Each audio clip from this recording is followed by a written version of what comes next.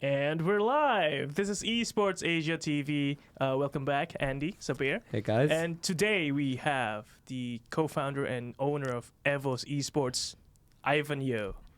Hi guys. Hi. Nice to see you guys. Thank you. Nice to see Thanks you. for Ivan. inviting me. No, thank you, because we've been planning this for quite some time now, right? Yeah. Like for the past 3 months, we've been going back and forth. But you're a busy man, Ivan. Yeah. You've been traveling a lot in the region. Yeah. Which countries have you been traveling between? Mostly Vietnam, Philippines, Right. Indonesia, and Thailand. Thailand, Okay. because Yeah. you have teams in I know Vietnam, Thailand, and Indonesia, right? Yeah, and just entered the Philippines. Oh yeah, Oh, yeah, wow. yeah. I Yes, saw the in the announcement. That's pretty Philippines. cool. Which team was that?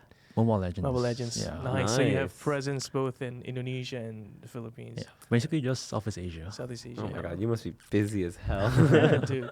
Well, I want to jump back into that conversation before we start going live. We watched Love, Death, Robots. Oh man. Yeah. So So, good. which episodes do you see? I watched until episode 5. Went to Episode 5. I think I The did. the farmer one. the farmer one. Oh, dude, the farmer one just unlocked something in me. You know. Which one was that? The former The- one. They had to kill the cockroaches. Oh Remember? yeah, Yeah. dude, that's crazy. It's That it's one- crazy. That one was one of my top 3. I think. It's Yeah, like the- Black Mirror but Yeah. animation. Yeah. Yeah, So yeah. good. Exactly. That's what I thought. Did Like, you guys know that every episode is a different animation studio? yeah, it's crazy. and From, it's like, a animation different style studio. as well. You can Yeah. tell, right? And it's Really pretty cool. crazy. And the Yeah. stories they tell is actually It's pretty just fun. twisted, right? Oh yeah. The first one was just like, what? I watched the first one thinking, what is this gonna be? Because I love watching trailers, right? So I Yeah. watched the trailer and All right. and I couldn't figure out what the hell this show was about. Right, right. And then you watch the first and second episode, and you're like, okay, Yeah. it makes sense. It's now. like you're watching Black Mirror. Like you saw the first episode and you think, oh, this is gonna be going like in this story, right? yeah. But then it suddenly switched into something different altogether with different style, and you're thinking, what the hell? But then you can't stop. You No. just go into it. Just go Absolutely. into it. This is Right. why I treat my cat better than my dog. Just saying. Oh yeah. For those listening and don't understand that reference, go watch the episode about the 3 robots Yeah. in 3 robots. Love, Death, and Robots. Yeah. It's pretty good. It's gonna be mind blowing for you if you're listening it for the first time Yeah. and watching it for the first time. It's just crazy. Yep. All right. So enough entertainment from that aspect. Let's get into what we're here for, which is esports. Of course, we're gonna talk about Evos and how it turns to be what it is today. But let's talk about you first, Ivan. Because I was wondering, Evos was founded 2016. Is that Yeah. right? Yeah. So Wow. before 2016, like, what were you doing? Like, where were you in life back then? Well, I mean, since the beginning, I've always been an entrepreneur. Okay. So Mhm. even before that, I was doing businesses in outside other countries, so Right. like Japan, Cambodia, and other stuff. Right. Okay. Yeah. Okay. What kind of businesses? So like F&B, real estate, Okay. Right. investments as well in Investment. general. Right. Right. Mhm. So do you still have a business outside esports now? Not much. So Okay. now it's like full time on Evos. Evos. Nice. Right. So that's how you pronounce it, Evos. It depends on which country. Yeah. So Exactly. it's like exactly. in some country it's Evos, Yeah, some it's yeah. Evos. Yeah. Good Because answer. I've been calling it Evos, but Yeah, then I that's fine. started hearing it Evos because Indonesians they tend to Yeah. pronounce it Yeah. the hard E, right? A. Yeah. So Evos. Okay, so good to know. It's fine, Evos, yeah. Evos. So how'd you get into gaming then? If you were- I mean, I've always been a gamer, but didn't really see it from the business perspective Mhm. until like probably like 5 years plus ago. Mm. Okay. So like I was watching a TI, and deep down I knew that esports eventually one day will be big. It's Yeah. just that no one has figured out like how do you actually make money off of it. Yeah. Right. So I guess that's where you think about how do you innovate in terms of esports and Mhm. other businesses, and then Mhm. build something Build that's something out of different. it. Do you, Right. do you think we've figured out the right way to make money off of it yet? Or do you think we're still trying to figure that out? I think it depends, right? So it depends how you approach it. Because in general, right, esports by itself, you can't make money off of it. Like the business model is basically getting players and then playing a game, and then get prize money, Exactly. right? And then hoping to get sponsors off of winning, Mm. which in the long run doesn't really work.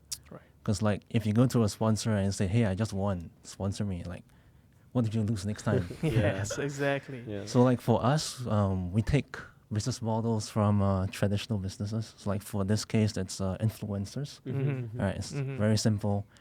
You get X amount of followers. You you get advertisers on board, endorsements, and then it becomes a lot easier to monetize. Try to test it. And then you have branded content Mhm. and other stuff as well. Okay. Yeah, that was the question that popped up in my mind when he said, figuring out how to make money with esports, because we are the region that is known to be the most under-monetized when it comes to games. Yeah. Even when it comes to casual games, like, those Candy Crush stuff that you can actually buy stuff from. We're still under-monetized in that. And now we're talking about esports, which is another level of gaming. Yeah. So if, let's say, we are thinking about innovation, right? Of course, we figured out stuff like influencer marketing, building the brand, and then building businesses off of that.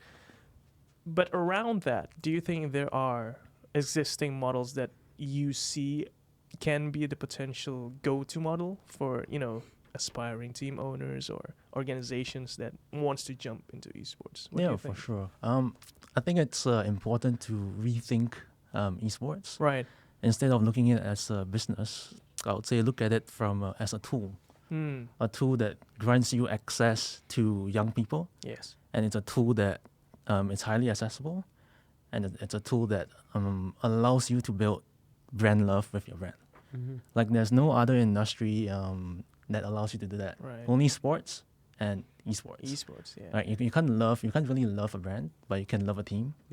Yeah. So I think that's kind of our perspective. How do we leverage esports to create that kind of connection with the fans? Yeah. Even comparing it to sports now, the data shows that people who watch sports are usually the demographics who are generally older than the generation who are consuming esports, right? And so when now brands think about the future, where the current young generations are going to be the ones with the most purchasing power, they have to think of ways to tap into that, right? Yeah. And that's why I think the brands are like heavily investing into esports now. Yeah. And talking about Evos, right? Your partners are actually big names, like from Indonesia. I remember 3 names. That's Unicorns, Tokopedia, Traveloka, and Gojek, right? Oh yeah, the sponsors, yeah. Oh, yeah. So these people, they aren't involved in esports, right? By themselves. So they got your back, and they are now in esports because of that. But before we talk about what's going on now, why do you think they were convinced to jump into esports? I think there are different cases for each of them. Right. So Gojek was actually our first sponsor ever. So Gojek was the first one. Yeah, the first one. Wow, So that's like, awesome. But yeah, so like I went to them, was like, look, you're gonna get so much benefit. Hmm. I even do it for you for free for 1 quarter. Oh, you said that. Yeah. Wow. So I did it for free. I did everything, content, Nice. Facebook, Instagram, Right, everything. I right. did it for them, and then it shows, right? Because like just the news alone of Gojek coming in Generated Yeah. to buzz. support something you love was very big news Oh, amongst yeah. the millennials. Yes. Absolutely. So like back then it was Dota 2, right? Right. So like when they came in, it's like, oh, the courier is a Gojek. Hey, Gojek is coming. Right. So like you have like in game like people just joking, hey, Gojek is coming. Oh no, Gojek is coming. So it became very good because it Yeah. added a new depth to the brand. Yes. Yeah. It became a brand that support something that we love, Yes. and then that was very powerful to the consumers. Yeah, like looking at the state of the world today, culturally, we are in the age where memes are the pulse of the communities, right? And when you mentioned in Dota, when the courier is coming, they mentioned Gojek. Yeah. You've won the game as a brand, Yeah. right? That Exactly. means you are actually embedded Oh, yeah. into the lives of the millennials. Yeah. And that's what I think the brands are looking to achieve now, right? Yeah. So that's Gojek. That's really interesting. I didn't know that. That's pretty cool. Yeah. What about the other 2 names? Traveloka is even funnier. So Right. like, in Dota 2 there's Boots of Travel. Oh my Yeah. god. This is just a host of memes, man. So like Okay. we're always memeing it, and then Right. when we play the game, when the casters talk about it, oh, Boots of Travel, Traveloka. What's up, Traveloka? So wait, okay. But talking about how you approach them, maybe you can share with us like what was the talks like, It's actually very easy. You just don't pitch it from esports perspective. Yeah. Right. So if you're pitching to a brand, basically there are 3 phases Okay. to entice them, right? Mhm. Right. Number 1 is exposure, Mm-hmm. how much reach, how much impressions can they get? What's Sure. basically the The brand hard exposure? numbers. Yeah, Yeah. by coming in. Yeah. Number two is engagement. Mm. By working with you, how are they able to engage with the community? Right. And this can come from events, can come from content, branded contents, and Even the kind of stuff. influencers. Yeah. Yeah. And then, of course, the last one is conversion. Mm-hmm. Of course. So conversion is slightly harder. Mostly right Yeah. now is done offline Right. or via like codes and Yeah. that kind of stuff. But that's Okay. changing Right, Mhm. right. Yeah. So that was the approach with Traveloka. for all of them. For all of So, them, okay. Like simple, right? Just go to them. Look, there are Mm. 3 phases to working with us. I see. Number 1, make sure everyone knows you're working in Yep. esports and Yeah. support esports. Number 2, engage with them by Mhm. creating content to That is link. curated. Yeah. between- Yeah, to Yes. brand their brand with esports. Yeah. And number 3 is like doing more activations. I see. Yeah. And you help with them, right? You help Yeah, them of course, through we do this, everything. You guide Right, them. right. Yeah. Okay. Yeah. The other one is Tokopedia. Is there a specific story to Of that? course. Okay. Do share, I Ivan, like these because stories. I So, love like, this memes. You know, in any game, you're gonna buy items, right? I can't get my head around this enough. Okay. You're gonna buy items from the shop, Yes. right? Yeah. That's yeah. it. Yeah. Okay, so first Like the secret courier. shop. Secret shop, you know? Right, Gonna right, do yeah, that. yeah, I'm yeah. telling you, I wouldn't be surprised if one day I log into League or something and I'm at the shop and it says powered by McDonald's. Like, Yeah, that's actually true, know? right? It's already happening in Fortnite. yeah, it's Yeah, it is. It is. It's we're going into a day and age where Mhm. branding is actually going in virtually, right? Yes. Yep. The virtual real estate is actually so impactful, Mhm. and Yeah. it's crazy. I mean, that's crazy, right? Because now talking about business, of course, is great for the brands because now they have the exposure, they have the reach. Mhm. But even for us who are, rooting for esports, this is a great thing because now it's gonna help esports go even further into the mainstream. Because now people won't be surprised, like what we just talking about. Like Yeah. in Fortnite, you see something powered by something. You're not surprised anymore because Yeah. back then you're gonna think, what's the link between them, right? Yep. If you see no link between this brand and esports, you're gonna write it off. Mhm. But now you see a brand that has nothing to do with esports, Mhm. but are now involved in esports. You're thinking, oh, they have something in there, Yep. right? Instead of like just writing it. Oh, definitely. So that's really encouraging for esports in general, and of course Yeah. for you as a team owner. Yeah. Is there like a next step for you as a team owner when it comes to brands, non-endemic brands jumping into esports? Yeah, I mean, like recently we are working with PopMe, the instant cup Yeah. noodle. That's big. Kopi Singha, coffee Kopi Singha, brands, yeah. X. I can't say that. Oh, never mind. Yeah, the deodorant. Yeah. And plenty other more. Mhm. So Right. like the mainstream brands are actually coming in. Yes. And they're doing a lot of like interesting activation. So Mm. like in the next couple of months, if you are in Indonesia and you buy a packet of coffee, Right. you get a Evos plushie with it. No way. Damn. And Right. yeah, we're doing like limited like runs, like shoes, Right. from vintage toys Yes. around Okay, Evos, so and a lot of then working merchandise, yeah. together with the brands Mm. to roll it out.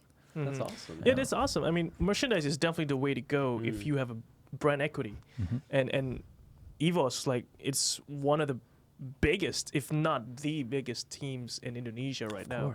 Of course. I love that. So this fact alone, right? Evos was the first team to have reached 1 million followers on Oh Instagram. yeah, That's correct, yeah, right? that's correct. So that shows that Yeah. there's a lot of brand equity, there's a lot of brand loyalty towards Evos. Yep. Do you think this is because of the games you play, the way you brought Evos into the markets, or is it because of the personalities behind the teams? Mm. I'm leaning towards the third one, but maybe you have a Players, different play. right? Yeah.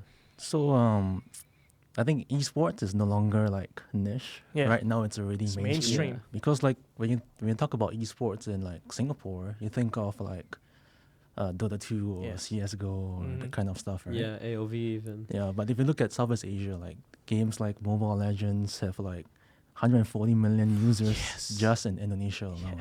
Indonesia alone. And like, Damn. monthly active users like what 25 30 Yeah. million. So like I think if you're in the esports industry, games are basically a digital billboard. And if you own the number one team in that game, then all these people that are playing the game knows your brand. Right. Yep. So that's kind of how we see it and how we expand as well. So like in Indonesia, we are in Mobile Legends, Free Fire, PUBG Mobile. In Thailand, we are in AOV and PUBG Mobile. And in Vietnam, we are in League of Legends and AOV. Yeah. And of course, Mobile Legends. Mobile Legends is in in the Philippines, right? Yeah. Yep. I was talking about this with Sabir because Evos is like covering the whole spectrum of esports titles. Like you are in every game, right? So my question was, I posted this to Sabir, like, was this a conscious decision of, going into this game, or is it growing organically because you saw an opportunity, or maybe you just got approached by some, teams who wanted to represent an organization? Because there's got to be a process in that, right? You're not just popping in there. So maybe you can share with us. I guess this is one of the beauty of being Singaporean. Right. Because if you're Singaporean, the moment you do business is like regional. So from the start, our goal was to be the number one Southeast Asia esports organization. From the beginning. From the beginning. Right. Yeah. So when we entered, we were looking at Vietnam. I was looking at the numbers. I mean, the average viewership for the League of Legends VCS was like 150,000 live viewers average. concurrent. Right, ACU. right. So like, that's a lot of people playing it. Yeah. And I mean, if you look at like AOV and all this, it's also around six figures. Yeah. Like when I started, like 500, and I was like, holy, that's so much. I'm making bank on 500 viewers. But now it's like 6 figures, Yes. It's definitely big. So we are very precise on which games to enter. Right. So we don't enter games whereby it doesn't allow us to build a local community. Right. Yeah. So Any examples in mind that you have for those games, or no? Sorry? Any examples of the games that you're not particularly interested in? Okay, for example, coming into now? if you're doing Dota 2 in Vietnam or Thailand, you're just wasting your money. Right? Or if you're doing like CSGO in Indonesia, where like the viewership is 50, yeah, you're not gonna make any then you're money. not gonna. Okay. Yeah, that's interesting because, like talking about Counter-Strike, I mean, I play Counter-Strike. I'm from Indonesia, so like that hit hard for me. but I know the scene has been building up a lot, but there's that barrier that you just can't break. There's different factors, like people are just not into it, or maybe there's a barrier to entry into playing the game itself. You have to buy the PC with the specs and whatever. So there's that. And so now comes mobile, where everybody can just have a phone and play Mobile Legends anytime, anywhere. And that shows, right? People now watch it every day. It's now on television, and people knows about Mobile Legends. But there still seems to be people who thinks, why Mobile Legends? Like the recent, I always talk about this Piala President. The game chosen was Mobile Legends. But then those PC tryhards are like flaming the Instagram page of Piala President. Like, why this game? Why not my game? But they don't see the reasoning that we just talked about, right? Yeah. Is there a way we can change their perspective in a way that they are not forced to change their minds? Because I see that as a barrier and as a challenge for us to grow esports into more mainstream. I think the key word is IP distribution. So if you're playing Fortnite right now, you can play it on PC, consoles, mobile, basically everywhere. Everywhere. If you're playing PUBG, you have PUBG for PC, you have PUBG on Mobile. console and PUBG mobile. So So if you are a fan of PUBG, you can be on all the platforms, you know the IP, you watch the game. But if you look at CSGO and Dota 2, it's PC locked. So they are forever stuck in the PC generation, and they're not adapting their strategy to what gaming companies are becoming, which is entertainment company. That'd be interesting to see gaming companies try to, break through that barrier for their existing titles. And I don't know how they could do that. They're probably already starting to do it for some games. But yeah, I mean, look at Apex Legends, right? From the start, leveraging streamers, launch the game, announce the product pipeline, and it's like mobile, console, and everything. And that's necessary in this day and age. Because if you're not doing there's this large chunk of players that you're not tapping on. Right. So do you think the legacy games, I would say, would die out in time? Because there is one company that tried, announcing something that their game is going to be released on mobile. I Mhm. think you know this. Blizzard, Activision, Yep. they tried and failed horribly that they are now a Diablo. meme. Do you Yeah. know about this a bit? Oh, Diablo. Sorry. Diablo, yeah. Yep. Do you guys not have phones? Yeah. Yeah. No, So, I mean, they're doing it. The direction is right, Yep. right? Like we mentioned, they have to adapt. Mm. But then they do it in such a way that is offending to the people who are already a loyal fan to Of the course. brand, right? Mhm. So how do they do this? Like, what can they do to adapt in Well, I this day mean, and to age? be honest, they announced it at BlizzCon. Like people travel all over the world and like no one sleep to get the Yeah. ticket, Yes. and then they reach there and it's like, hey, Diablo for mobile. I mean, if it's like, hey, we are doing StarCraft 4 or 5 or like Diablo 4, hey, we have a mobile game. Yeah. Yeah, It's gonna be right. fine. So When they went there and it's Yes. like, hey, we have a mobile game for they you put it guys. as the main event. Yeah. So I think that's you That's put- the mistake. Yeah, Yeah. that's the Yeah. mistake. That's right. Yeah.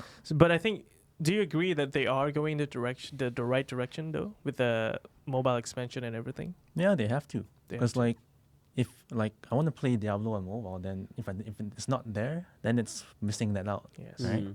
Like it's something that's good to have, Mm. and of course, you just need to focus on the product. It Yeah. has to be a Yeah. good game and everything. If Yeah. not, obviously, it's not going to work. Of course, Yeah. of course. So yeah, there's still that basic requirement for a game, right? It has to be good. People would have to love it, Yeah. and then the money would come and the Yeah. expansions would come, right? So that, And it's not even about like graphics right now. Yeah, It's no. about Yeah. gameplay. yeah. Yeah, absolutely. exactly. Like yeah. one example is like Dota Auto Chess. We were just We talking were just about talking that. about It's not that. like fantastic, right? But I mean, the gameplay is good. It's Yeah. enticing. It's Enticing, also yes. relaxing Oh, to it's- play. Yes. So like people like that kind of It's almost stuff. like a cult following right now. Yeah, Yeah. exactly. Yeah. Yeah. But you see, like on PC, like Dota Auto Chess has like maybe like 6 million subscribers. Right.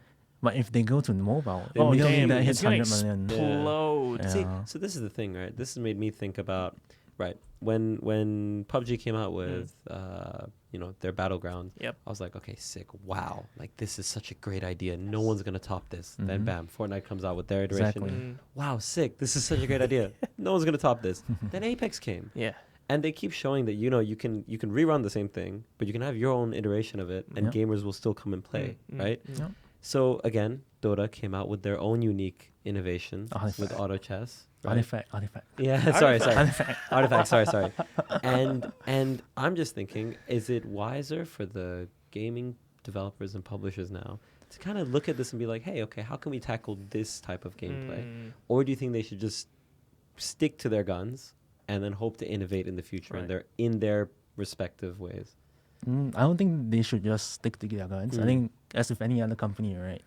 You have 100% resource. You spend maybe like 60% on your existing stuff, Right. and then 40% you look for innovations. Mm. Mm. So no matter what company you are, innovation is key to your survival. Mm-hmm. So like I wouldn't say like they should stick to the guns. Yeah. Like they should still improve the product, Sure. make a Dota 3 or what Maintenance. have you. Yeah. But you still need some allocation towards trying new stuff, Trying- daring to fail, and then making new things. Damn. Mm. I would love to see a league battle royale. That would be dope. I mean, Mobile Legends have done that, right? They Yeah. they have actually a battle royale Yeah. mode. Survival and heroes. Yeah. survival, Mhm. and that's actually pretty. Well, I would say it's pretty popular because they keep putting it back in the game because Mhm. it's actually pretty seasonal, right? Yeah. You only have it for a certain period Yep. of time, but it keeps coming back, Damn. and it shows. Like that means people are actually playing it Yeah, and try are it out. enjoying it, right? Mm. So yeah, innovate. That's what is the basic of Yeah. what they should do. Like everyone, Mm. if they are interested in surviving in the esports industry. All right, that's cool. Let's talk about Evos in terms of your players and they're not just players. This is what I see, because especially in Indonesia, they're actually doubling their role as players professionally. They compete at the highest level, but they are also influencers. Yeah. Like one of the most well-known players from Evos is just No Limit, Mhm. right? Justin, and of Yeah. course the rest of the lineup is actually pretty popular on their own. Yeah. But just No Limit is up there. Mm-hmm. And my question is, have you tried to do something to help him rise to his level right now in terms of popularity? Because, if they're good at the game, they would be able to go up there on their own. But I bet because they are in your team, they actually had some help with that, right? So what kind of things that you are doing that is supporting him to, enable him to be up there? So like I think number one thing to note, Just No Limit is probably the most hardworking player in Evos. Right. So like people see all this fame and glory and money, but behind the scenes, he sleeps at like 12, wakes up at 5, Wow. does his videos, does his content and stuff, and then by 12 is at the bootcamp training all the way until at night. So like, not many people is willing to sacrifice that much to do that. Yeah. So like there's a reason for his success as well. Yeah. For us at Evos, we just try to support. I mean, that comes in our content, our branding, our story, and then supporting from there. I mean, then sales and all that kind of Right, stuff, sure. very typical stuff. But yeah, I think most of his success is, I would say, it is a result of his hard work. Wow. Yeah. That's- So like, you can be an influencer, right? There are many influencers in this world, Yes. but he is basically an icon, the face of Mobile Legends in Yeah. Indonesia. Yes. So Definitely. that's different, I would say. Yeah. So like in Indonesia, we have Just No Limit, face of Mobile Legends. In like Thailand, we have like Guy and Crit, who are like the face of AOV AOV. in Thailand. Mm. Yeah, and Vietnam is a different story. Right. what do you mean by a different story? It's a weird market. Mm. I'll go into the details some other time. Okay, that's Yeah. very interesting because Vietnam, I think, is one of the biggest esports market as well. Yeah, for sure, it's big. It's big, Yeah. and I don't have that much knowledge about the Vietnam market, but I'm really interested to get into that. So next time we're Next gonna talk time. about that. All right. So back into your players, right?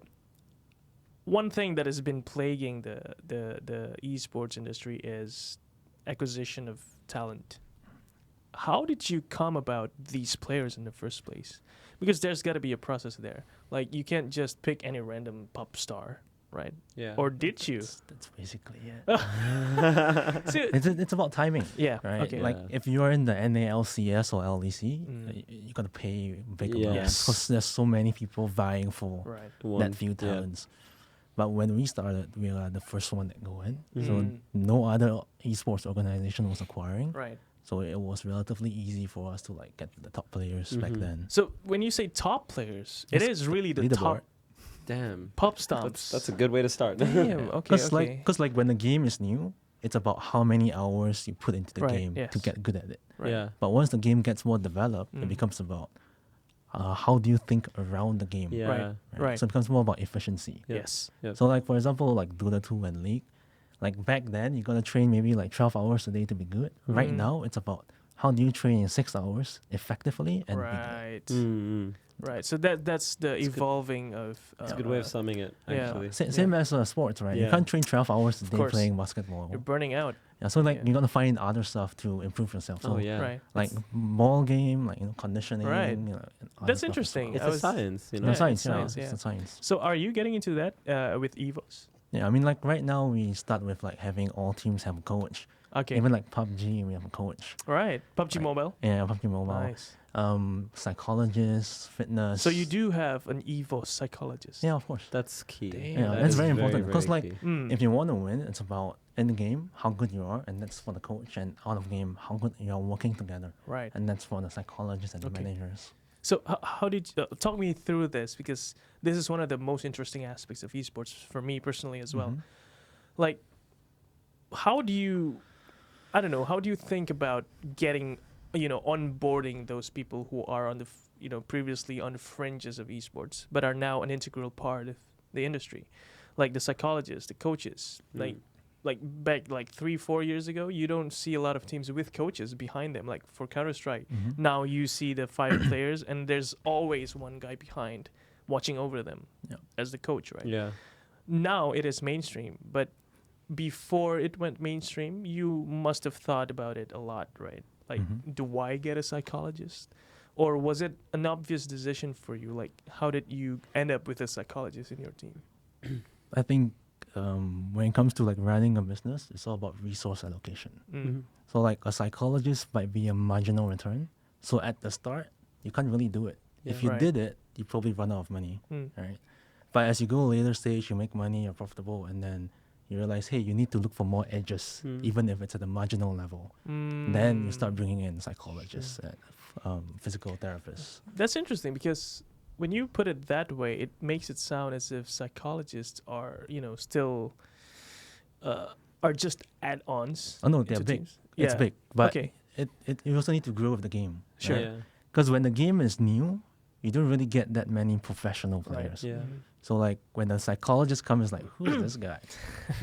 I don't need you. I just play my game. Yeah, right? exactly. But as they become more mature, more professional, then you bring a psychologist, and then they understand. right. It's like, yeah, my mental is not good on stage. I Yes. have a mental breakdown. Help me. Because that is a problem in esports. Like So- keeping up with all the changes in Yeah, of course. such a short time, you have to cope with that. And Yeah. dealing with the losses and wins. Losses, and yes, such extremes. especially like you get a like a football player who plays every week, and a loss could be traumatic to them. traumatic. And then you Yeah. get these esports dudes; they go through like hundreds of losses a day. True. It's crazy. True.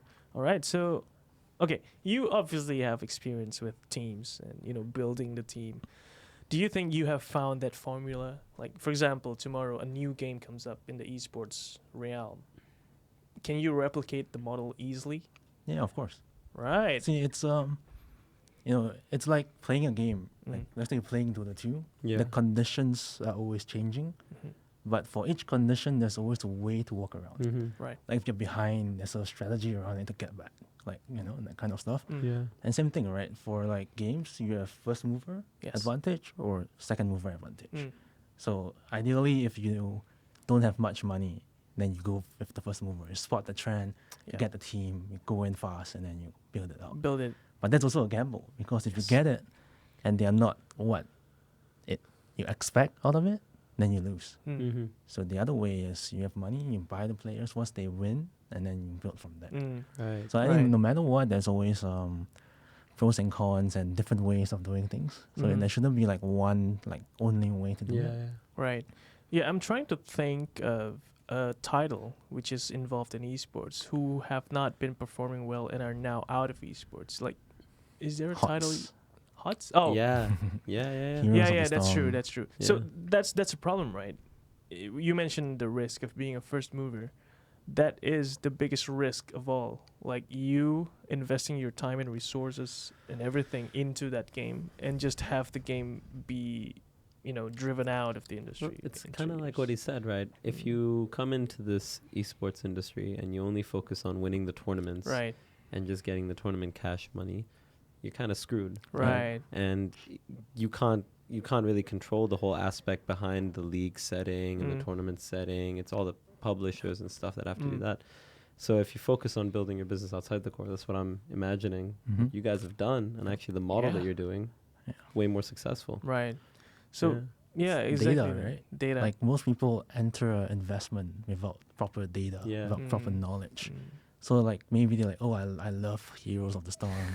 I want to get a team. and Right. They do it, right? But that's not the right way to do it as well. Like for me, it's like, oh, I want to do esports team. I like Dota 2. Which country is the best Right. that I can build a team? So you add layers into that analysis, yeah. right? So, So, instead of yeah. just focusing on, I love this game and then make a team, exactly. there's like, I love this game, but how can I work around this game? Yep, yep. Right, right. Like, can you like share with us an example of a specific title of, you going through this mindset? League of Legends. Okay. In Vietnam. Right. So like, I was looking at League of Legends. It's huge globally. I know Mm. if I go to like Worlds or MSI, there's like almost 50 to 80 million people watching. Yeah. Yeah. So I was looking at Southeast Asia and which country is good for League of Legends. Mm. So I was watching the local leagues for Philippines, Indonesia, Right. Thailand. So you're actually watching the Yeah, games. of course. Like, And then to it's like, understand. oh, 50 Damn. viewers, oh, 80 viewers, Right, right, 200, right. 1,000, oh, not bad. And then I go to Vietnam, it's like 150,000. Six figures. And then you look at the data, ranked second or third player population in the whole world for the league is in Vietnam. Damn. I in didn't the know world? Yeah. Damn. They're even above Korea when we entered. Dude, I did not know that. Just below China. Right, right. So not many people know that. So like Right, League of Legends is basically a religion in Vietnam. right. Wow, I didn't know. I just knew there were a lot of Vietnamese players. I Yeah, didn't yeah. know. Damn. Yeah. So that's right. That's what you should be doing if you're trying to get into a game, right? Yeah, as of a course. as a aspiring team owner, and I think you've shown a light of this idea of owning a team in a different way now, because instead of just jumping in, which I think are many people are doing it right now. Like for example, in Indonesia, they see Mobile Legends is getting so big. I have to be in it. I have to have a team in this. Yeah. But you just gave us a insight into what it's like in building a successful one from scratch. So maybe this is a bit of a bummer, but have you failed any team before? So like, as with any business, it's Mhm. about risk management.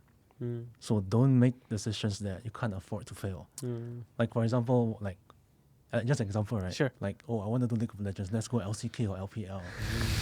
20 million. 20, 30 million. That's an example, right? Yeah. So like, Yeah. make bets that you can afford to fail. So like, for Yeah. example, Fortnite. Right, it's big in the West. You Yes. thought it would be big in like Southeast Asia, but it didn't. Mm, But you're not really risking much, just like a couple $100 and that's right. it. Yeah. So that's about risk mitigation. Like we have the best player in Indonesia, but no one plays the game. No one right? plays. Yeah. Yeah, Why? right. Why did? Because it's PC. Oh, Again, Mm. right? and The you access need, and you need an iPhone. it's crazy. to play. Yeah. Yeah. Yeah. But now it's on Android, right? Yeah, but it's But slow. still, it's Yeah. like they got left behind. I would say. Yeah. 54% of the market of gamers globally is here in Asia, and Yeah. these titles still aren't doing anything about Mm. it. That's They have insane. no office here, so they are not doing any community Right, events. That's right. insane. And that's important, right? Yeah, If it's you- very if- important. If you want to Mm. penetrate the market, you Yeah. have to be there. Yeah. So, which Yeah. do you think are the organizations who are doing a great job at this? So like localization Yeah. is very important. Like Mm. what's your strategy on a local level? So like Free Fire did it correctly. They Free did Fire like did it very grassroots well, and yeah. then Fire, yeah. build it up. Moonton did it right. Yeah. Moonton, yeah. They use first mover advantage to enter the market. Yeah. Because like back then you're like, oh, Dota 2, if it's on mobile, I'll play that game, right? And then they did it. They were the Yeah. first to do it. It wasn't the best, but people still played it. Yeah. Yeah, true. To And this it day. was and it was accessible because you can play with everyone in Southeast Asia. Mm-hmm. Yeah, true. Versus like AOV, you only can play with Play your own within the country, yeah. That was one of my frustrations because I was trying to get into AOV because I was seeing Mobile Legends as this black sheep. Like people Yeah. are playing it, but then they're flaming it. So there's that gray area. Yeah. Like, do you love it or not? So I was like trying. Oh, maybe I should pivot into AOV because it's more popular. It's more neutral. I would Yeah. say the reception. But I'm here in Singapore.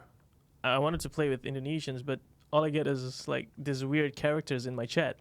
Like it's in a different language, but that's the thing, right? So I don't think they're doing a pretty good job with that. Yeah. So maybe there's a lesson to be learned. Yeah. So do you think the okay? So you have a few titles.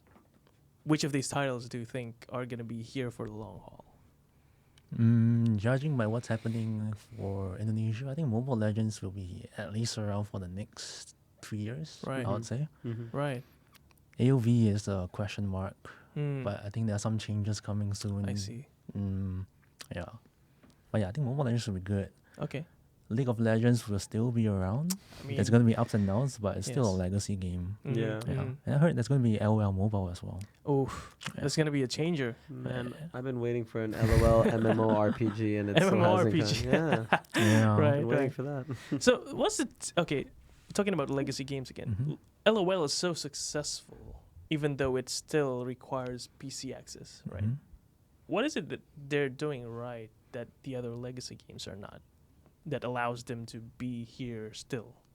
Content Mm, and esports, basically. right. Like League of Legends is still around because the way they did esports is so good, Mm-hmm. and the way they market the brand with esports is also very good. Yeah. Like Right. if you look at MSI or Wolves, the content that they create around it, Oh. documentaries and Right. everything, Right. Yeah. Yeah. Incredible. Yeah. it's just next level, right? Yes. Like, even if you don't watch the game, I didn't play League of Legends when I entered Vietnam, by the way. Right. Yeah, but I watch Wolves and MSI Mm. because I follow the characters. And when you follow the characters and you watch the game, you know who to cheer for. Oh yeah. And Yeah. they capture the essence of the characters Yeah. really well, right? Like Mm. look at like Uzi and the storylines around it, Yeah. the animations, the Mm. music videos. Yeah. Like those are things that esports team has to do as well. Right. So the story, right? Storytelling. It's Yeah. about storytelling. It goes back to the storytelling. Goes back. Just Yeah. because I feel like this is the most relatable to the everyday Yeah. person who wants to kind of Yes. dream big and say, I want to be this person. Or, Mm. I want to be Michael Jordan. I want to be Tiger Woods. No, you can be this guy sitting in his bedroom playing video games. Yeah. Yes. And when you see those people going like at the top level, Mm. you kind of want to be there, and you're actually thinking it is actually possible Yeah. because he's doing exactly what I can do right now. You don't Yeah. have to wait until like 3 years of training in Mm. this and this and this, Yeah. but you can just start doing it, right? Exactly. Yeah. But Okay. yeah, documenting the ups and downs. Yes. yes. Showing what happens behind the scenes, Mhm, the mhm. fights, the Yeah. arguments, Yeah. Yeah. the crying. Yes. I have some footage, but I don't think I show it. Maybe next time. Next time. But, yeah. but yeah, you need to document it. Right, And then right. tell the story. Like Mm. for us, our brand is basically we never win, but we never give up. Is that We really the never story? win. We never So win. wait. Which games though? Which games do you never win? Mobile Legends. Mobile Legends. Really Yeah, though? we never win. But I mean, I know they're pretty good, but why do you think you don't win? Your rival is really good, right? In Indonesia, Who's your specifically. rival? RRQ. RRQ. Oh. Yeah. Yeah, they're really good, and they partnered with PSG now. Yeah. So they are huge and they're Okay. pretty good. hmm So what do you think is in between you and winning? For them, they focus on winning. Right. For me, I focus on making sure my players have a long life Yeah. career. So that's why, Right. like, I think it's important to understand what's the value of winning. Mm. Me winning today versus we winning next year. I think next year is more important, Right. Mm-hmm. right? Because the value of winning will only go up as it gets more competitive. True. Mhm. So, like for me, I'm building out infrastructure. I'm trying to make sure that when my players do retire, I still can support them. Mm. See, that's what separates, a team from a good team. I Mm. think. Like if you look, sorry again, all the league references. That's what I feel like Team Liquid have done. Mm-hmm. Right? They focused on the next few years, and now they're just dominating. Dominating, because they built all the Yeah, because infrastructure at around one them. point, Team Liquid was actually a meme. Oh, they were a meme. Right? Yeah, they never were a win. meme, They yeah. never win exactly, but Yeah. now you see they have presence in like every legacy game. Yeah. League of Legends, they're winning. Yep. CS:GO, they're dominating the North American scene. Like Dota. nobody is beating them. Dota has won the TI, Yeah. right? Also, like winning is expensive. Yeah. Mm. So, like, if you want to build a business and your only goal is to win, you need to make money as well. Mm. Right. So if you don't make money, you can't win. Mhm. Because someone that spends more than you, that brings in that little edge, They're is gonna going to win. win you for sure. Right, Yeah. right. So is this your strategy then? You're building the business first, and then you're well, I wouldn't say hoping, but you know that the winning is gonna come later. Yeah, for sure. And I think at the end of the day, if you're running an esports team, there are two people that you need to take care of. Okay. One is the fans, and one is your players. Mhm. And the rest will just come. Because if the Mhm. fans are happy, the players are happy, the brands will come. So Right. how do you get the players to buy into this idea that you have, or to this kind of vision that you have? I don't Right. tell them to buy in. I just do it, Yeah. and then they realize, hey, why is my life so much better than the players at RRQ? So wait. Why are RRQ players so poor? That's fired. That's really fun to hear, and I expect there's a story there. So let me ask you, like, do they really think that? No, of course No, not. no. Just trying to give you guys some clickbait. No, this is good. RRQ sucks. you know? Yes. You know what? That's Team gonna. Flash sucks. Boom ID sucks. Evos owner says RRQ I love Evos. you, man. This is great, man. This is gonna be the headline. That's Okay, next hilarious. article, Ivan, you Everyone pretty much sucks. teams. all right. But okay, on a serious note, I'm pretty sure that your players are well. I'm seeing that there's a level of loyalty in your players, which is great because that's what I think is the factor that would encourage longevity in a team hmm instead of you dominating this year and then next year you're like you just disappear. So what efforts are you putting in, like specifically, to help your players stay loyal to the brand? I think like if you look at Evos, the entire organization, people rarely, like the employees and the players rarely leave Evos because like we prepare for them of like, you know, we are doing a lot of things outside the game that supports them, and also making sure that the salary can be on par with outside, right? So there are a lot of things that we do. Yeah, but that costs money, right? yeah, but I think end of the day it's about growth, Yeah, right? yeah. If you're working for a company and the company's not growing, you'll feel like, hey, I'm stuck here. Yeah. I'm just collecting my paycheck. Yeah. But if like every quarter there's something new coming up, there's a new Right. like new type of content, new expansion, you know, more people coming in, better people coming in, then you don't want to live a soaring ship as well, right? Yeah. You Absolutely. only jump when it's a sinking ship. Absolutely. So Absolutely. the perception of growth is very important. Right. And I guess that's what we kind of do. We don't really force them to stay. We just focus on growing the company, growing our support, growing the infrastructure, and they will want to stay because they get to benefit all of it. Exactly. Yeah. So let's talk about the ecosystem then, because you mentioned there's players and then there's the fans, but in between those two, there's a whole range of ecosystem builders. Like now you're talking about content. Of course, you need content creators. Yeah, of course. right? So these talent, talk about them. Like what kind of talents are you looking for when you are building a team for let's say a new region, Philippines? You will now start to build a brand in the Philippines, right? Yeah. So then you'll need to hire the talent to do just that. What kind of talents are you looking for? You know, the type of people. Are you hiring fresh grads? You know, those people would want to know. right? People named Andy, you know. Yeah, people named Andy from And Indonesia. And Sabir. Oh, you mean like employees? Yeah, employees Yeah. or Well, I you mean, know that- whatever. Like just Yeah. starting a team in I see. Philippines, you know, Starting, yeah. it's a daunting task. So I like- get it. So I'll use Thailand as an example. Sure. We're gonna get a team, so you have a choice, right? Get the most pro team that Right. could win, or get the team that has the most fans. Right. So because it's a new market, we chose the second one. Mhm. Okay. That's why we don't win. Uh, So like we get the team, we help them with their content and Mm. YouTube channel and everything, and of course we do the esports as well, gaming house, all the infrastructure and stuff. Yeah. But yeah, I mean, end of the day, if you take care of the players and the players have fans, the fans know that you take care of the players, and then you have fans. yeah. Yeah. True. Okay. So that's how we normally enter. So do people then just come to you, you know, asking, do you have an opening for this role, you know, video editing or whatever? What do you have those kind of yeah, of things course. happening? So I think at the start when you just go into the market, the people you hire are people that love esports. Right. But as you progress, you get a lot more professional talent. Yeah. Like my last 6 hires are all people over 40. Oh wow. Wow. Okay. They're all over Interesting. 40. But They're were they in esports, like into esports? no, they're not. They're like right.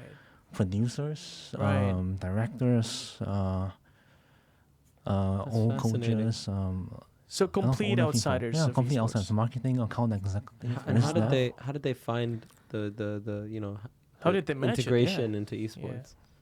Well, I mean, we're doing content. Like Yeah. for us, Mm. like I said just now, we focus a lot on the fans. Yep. Mhm. And when you focus on the fans, it's about fan experience. Mhm. Mm. How does it feel to support Evos? Mhm. Like right now, we're doing feature films, music videos. Right.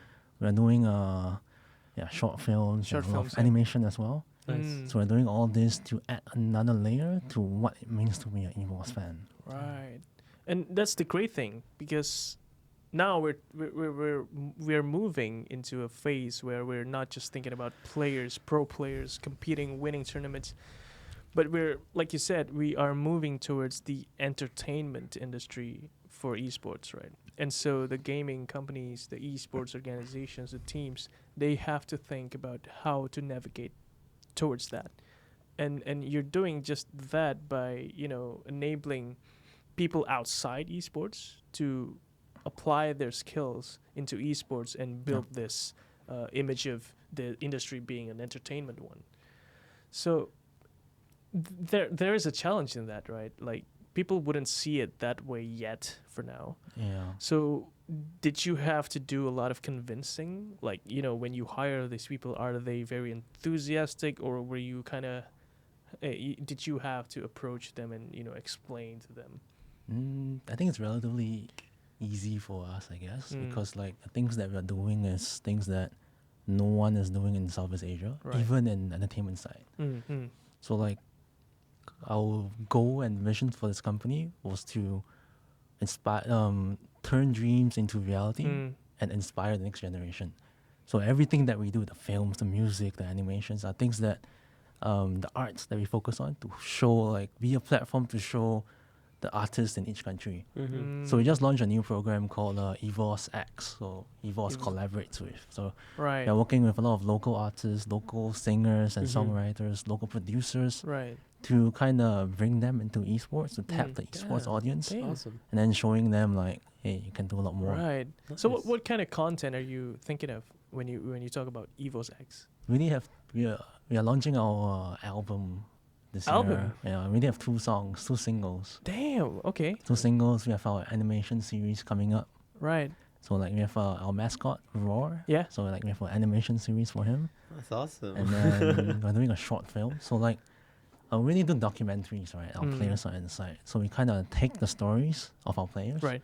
the hardships and all the stuff that they go through, and then put it into a fictional film so that you can dramatize it, Right. bring actors and everything. Damn. So So- you're like moving into a production company now. Well, I mean, we expand based on what we need. Right. Yeah. So this is something that we need. So that's Right, what we're entering right. into. That's awesome. That is really awesome. I mean, the part where you're featuring local artists, that's when I feel really thankful for, even for them, like, because now even arts is still not that big in Southeast Asia, Yep. right? And while esports is rising, arts is like still you know Like you can't make floating money around, with the arts right? and And everything. people still look down on it, but Mhm. when you match this two together, Mhm. now you're kind of latching onto the meteoric rise of esports Yeah. and helping raise Yeah. the game with artists, right? And it works. And it works. It works. Damn. Right. So, So- like for us, we're basically a youth entertainment company. Hmm. So anything and everything related to youth entertainment, that's where we are That's in. where you Mm. are. All right.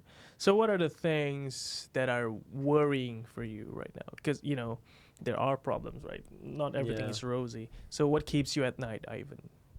I guess it's more about growth, and we are kind of in a position where the company is almost 200 people. That's big. 200 people, Wow. I mean, not including players, That's like amazing. employees. Right. And it's not like a tech company, right? In a tech company, if you fail, they can still go to another tech company. Yeah. Mm. But for us, if we fail, they don't really have many places to go. Damn. Yes. So Because everyone- like these are people pursuing their passion. They love what they do Yeah. every day, and if we do fail, that's detrimental. That's a huge burden on you, isn't Yeah. it? So like that's what keeps the management team going. Like yeah. we want to keep growing and doing bigger things so that all our staffs and team can progress as well. Like our content guy has been involved for 2 years. 2 years, He started as like a video and graphic designer. right? Now he's a director. Damn. So like that's what we do. The in Evos, progression. The progression, yeah. That's amazing.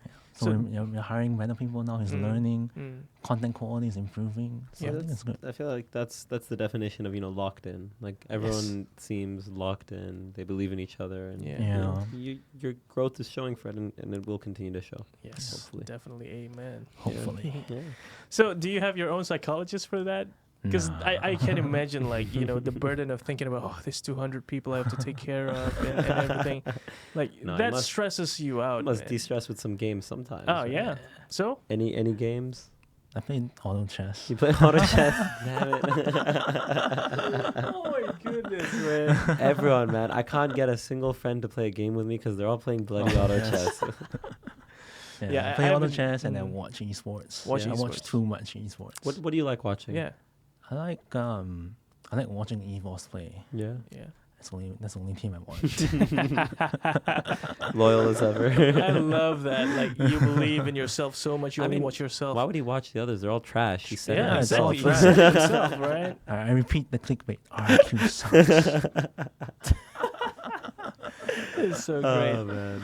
Okay, you're friends with Terrence, right? Team Flash. Yeah, Flash sucks as well. Yeah, but you're still friends. So, that's interesting to me because one of the things I mentioned to Terrence is I'm interested to have you and Terrence on the show as well with us, right? Yeah. So we can, have a chat, sort of a round table for the team owners, so we Mhm. can just bounce off ideas, Yeah. discuss what's happening around.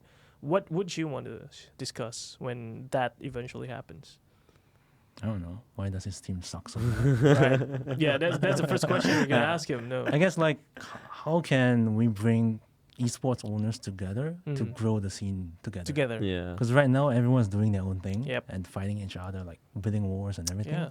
When everyone should be together, setting the standard and setting the foundation Mm. for a strong and bright Mm. Yeah. esports future. And that's also the trend within countries. Mhm. Like for example, we talk about the countries you're in, like Vietnam, Thailand, Yeah. Philippines, Indonesia.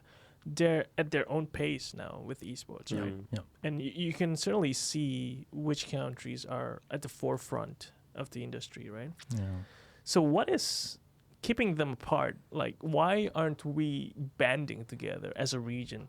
Because I personally feel that if we eventually come together, work together to grow esports together, we are going to do so much stuff so much better.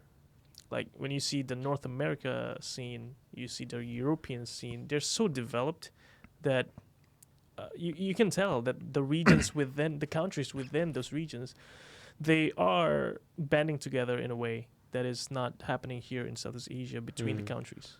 So what's stopping us from doing that? I think Southeast Asia is very fragmented. Mm. Not only in the culture and languages, but also in the games that they love. Yeah. So like, Indonesia is mobile and Mobile Legends, Mobile and then Legends. Thailand is AOV. No Yeah. one plays Mobile Legends in In Thailand Thailand, and yeah, Vietnam. Yeah. that's interesting. So it's quite hard to sync. I think that the next spurt of growth, like massive growth, will come when the entire Southeast Asia is playing just one game. Damn. I wonder what And that one game would be. That will be huge. But do you ever see that happening? Eventually it will. It Really? depends. It honestly depends on the publisher because it Mm. comes down to strategy as well. Yeah. How are you expanding in the local market? How are Right. you localizing Mm. the content and the strategy to Mm. it? Mm. And I think most publishers have their strengths. Of course. Like I always joke, like Garena is good in countries where the alphabets and the language is not like alphabets. So Thailand, Thailand, Vietnam. Vietnam. All right, all Yeah, right. and then like Mobile Legend is good in like Alphabet countries. and I like that. There's one point I like. It depends on talking about the eventual one game you play. I think there's a huge role that is being played by the C games Mm-hmm. because you curate the games. You Yeah. don't just let all the games play their own tournaments, right? Mhm. You have 6 titles Yeah. out of God knows how many now. That is a challenge for the publishers as well. Like how do you package your game? I guess like so that eventually when the Olympics get esports in their program, that their game will be picked, right? And that is the way I see for the region to unite, because when the Olympics have this game, right, and then everybody's like gearing towards that same game, then we can start syncing up, like the one you mentioned, like when we Yeah. play the same game, right? Is there anything we can do at this level? Like, one thing I love about esports is the grassroots movement, because it is really the driving force in the region, Yeah. right? Is there anything we can do? I don't think you need to do anything. Like Right. just focus on building the community out, make the community bigger, Mm. and then eventually it's not we that needs SEA Mhm. Games or Olympics, it's they that need us. Mm, mm, Right. So like I think going into SEA Games and going into like Olympics are news that are good for us when it comes to like talking to people. Yeah, It's like, hey, it's at SEA Games, that's true. but the actual execution is still a question mark. Because Mm. like if you ask a pro player, like, would you rather win, go to Worlds or go to Olympics? Most people will say Worlds or Yeah. TI Right. or MSI. Yeah. So the prestige The still prestige needs to is- be yeah. accounted for. Yeah. Right. Because it really screws up the whole schedule Yes. as well. True. Yes. So if the Olympics can work closely with the publishers Right. and make Worlds, the Olympics, then that's a whole different story. That's a different story, and I guess we can talk about that if it ever comes to that. Yeah, right? but judging from how it, I don't think it's gonna happen. Yeah. Okay, and just one last thing, like about like Sea Games, because obviously it's happening in November in the Philippines, right? How do you sort the players out? Because you're representing countries now, right? Yep. Indonesia, you have RRQ, your rival, Evos players. Like, are you gonna work together, or are you gonna pick one team to represent the country? I think like for the last Asian Games, they just had a qualifier, Right. and then they played. So the winner of the qualifier then goes on to represent the country. Because like to do like an all-star team, it's Yeah. almost impossible. It's also Yeah. hard, right? Yeah, it's very difficult because you still need the team chemistry as Sure, well. sure. All right. Then I guess we'll have to wait. I guess Evos, because RRQ sucks, right?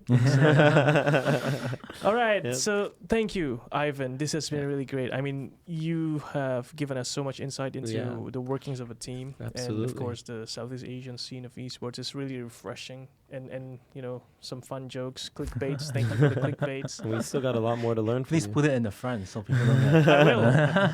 I will. I learned from your content actually. Like with Evos clips, they actually put the highlights first, right? Yeah. And then they Yeah. go into the full length. Yeah, that's, So we're gonna that's how put- to, that's how to do Put it it. in front. We're gonna put you that know? in the front. You're gonna Smart. see it, Ivan. So all right. So one last question Last before we let question. you go. If you could choose one person to be a guest on this show, who would you nominate? Could be anyone. Oh, Adrian from RQ. Adrian from Adrian RIQ. from Okay, RIQ. well, Adrian, you hear Uh, that? Is he Indonesian? Yeah, he's Indonesian. Okay. Does he Okay. ever come to Singapore? Just tell him to come. All right. You Yeah, help tell him us. to come and trash talk Evos on the show. He's gonna love that opportunity, right? Brilliant. Yeah. All right. So Thank Adrian you from again, RQ. That's really great. So thank you. Thank you. Thank you final- guys for having me. No, it's our pleasure, and I'm Absolutely. looking forward to having you back because we're planning a session Yep. with you and Terrence and having a round table. Nice. So looking forward to Definitely. that. So for you listeners, viewers, thank you for tuning in. That's Ivan, really fun guy, and if you'd like to see more of this, just subscribe, like, share, and of course we have our Patreon page if you want to support us. Patreon.com/esportsasia. You can just view it in the show notes, and we're gonna do more. There's gonna be a lot more interesting guests on the show, and so we're gonna see you at the next one. Thank you. Bye. Bye.